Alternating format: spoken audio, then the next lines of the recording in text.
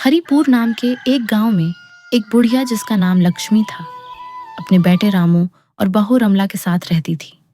रामू रोज सुबह काम पर चला जाता और रात को आता, तो रोज सास बहू की नोक झोंक सुनने को मिलती। रामू रमला को समझाता कि कोई बात नहीं, तुम बिला वजह ही माँ से उलझती रहती हो।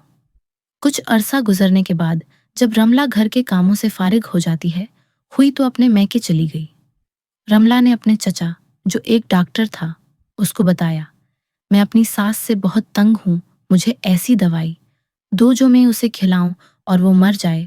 चचा डॉक्टर समझदार था, बोला, मैं तुम्हें एक ऐसी दवाई देता हूँ और नसीहत भी करता हूँ, उस पर अमल करो, तुम्हारी सास कुछ ही वक्त में मर जाएगी।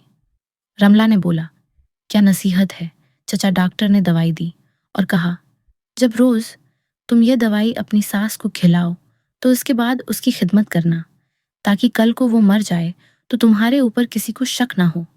पहले तो रमला हचकिचाई, लेकिन फिर समझ गई और दवाई लेकर अपने ससुराल चली गई।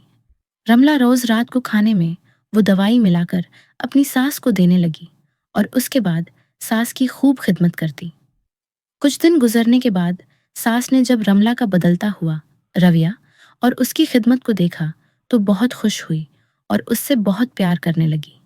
जब रमला ने भी अपनी सास का बदलता हुआ रवैया देखा तो उसे ये महसूस हुआ कि वो बहुत गलत कर रही है।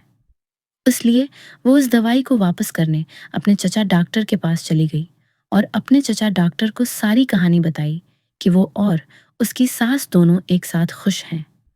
चचा डॉक्टर बहुत खुश हुआ और बोला, परेशान मत हो, ये दवाई जो मैंने तुम्हें दी थी ये कोई जहर नहीं है, बल्कि ये ताकत की दवाई थी, और जो नसीहत मैंने तुम्हें की थी असल में वही काम आने वाली थी।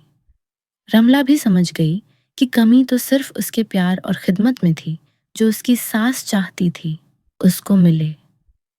वो खुशी खुशी अपने घर वापस चली गई और अपनी सास और अपने पति के साथ खुश रहने लगी। तो इसीलिए हमें अपने साथ रहने वाले अपने माँ बाप की हमेशा खिदमत करनी चाहिए और उनसे प्यार करना चाहिए।